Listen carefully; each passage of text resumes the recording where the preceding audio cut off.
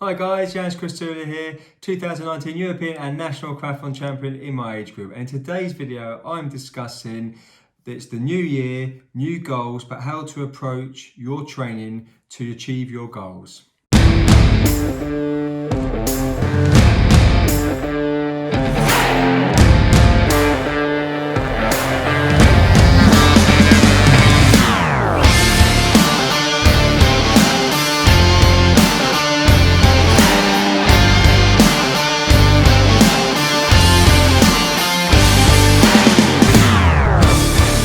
Welcome back to the channel, guys, and if you're new to the channel, welcome, and please like and subscribe and drop a comment what you would like to see in future videos and what you'd like to see from my experience to help you in your training and races and so you can achieve your goals. Now, firstly, guys, Happy New Year. Welcome to 2021. Let's hope it's a better year. And this video is about how to approach your targets and goals for 2021. I have a new friend here. It's my friend, so he says hello. Bruno, say hello.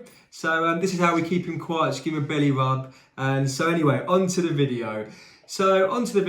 And in regards to training, how should you approach training for this year? Now, every year you come to the new year and people say, new me, new goals, I'm gonna do something differently. But the chances are they do not, and what they do is they end up actually training too hard and trying to achieve their goals too quickly, and therefore they get injured or they get a burnout. So the way to approach this is that every goal, every plan, you should have maybe small goals that lead up to a bigger goal, and have a plan so you know what you're doing. Don't just jump in it. You want to run a marathon, don't just jump and run 26 miles. That's not going to work. You're going to get injured, and if you're not used to it, build it up slowly. So you can build up very slowly from a few miles, of course, and then build it up. Like a marathon plan takes about 18 weeks and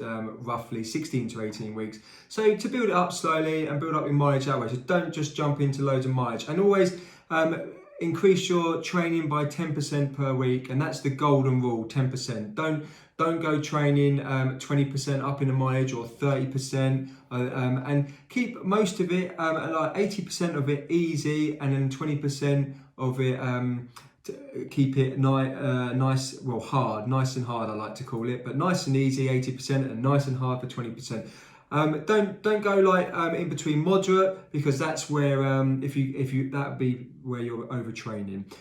So what you should do is you should plan out what you want to do, your races. I do every year. I plan out a whole year plan. I spend quite a long time writing down all my planned races for the year, and then I would train for it, and there'll be blocks. So there'll be 3-week blocks, 6-week blocks, 8-week blocks, and with recovery weeks after them blocks. And that's important that you do have the recovery week. So make sure you have a recovery week in your training, and of course a structured rest day, I would say, every week, because rest is important. Now, don't underestimate how important rest is, because rest does make gains for you. So it makes you stronger, and it makes your body rebuild, and therefore you get faster and you improve that way.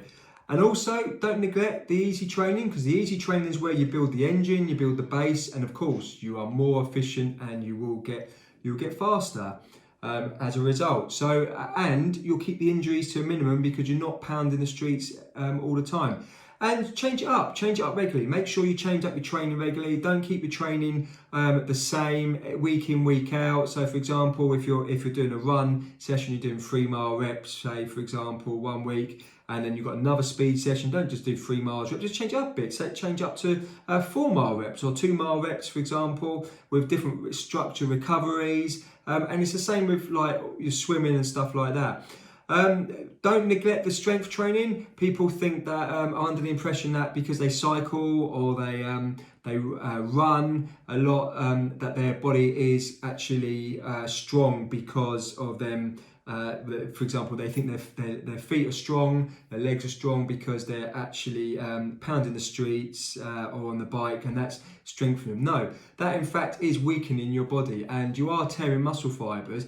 But where strength training actually helps is that if you make the legs stronger, make them stronger by actually a well-structured weight training plan, then therefore you're able to get faster, stronger, and keep the injuries to a minimal. It's all about consistency. So keep your training consistent, and make sure you get rest so you can recover in your training plan. And that's how you should approach it. You should have one big goal, ultimate goal, and then have small goals throughout the year to achieve it. Like a jigsaw puzzle. So you all right there? Yeah? So I just got to check he's all right.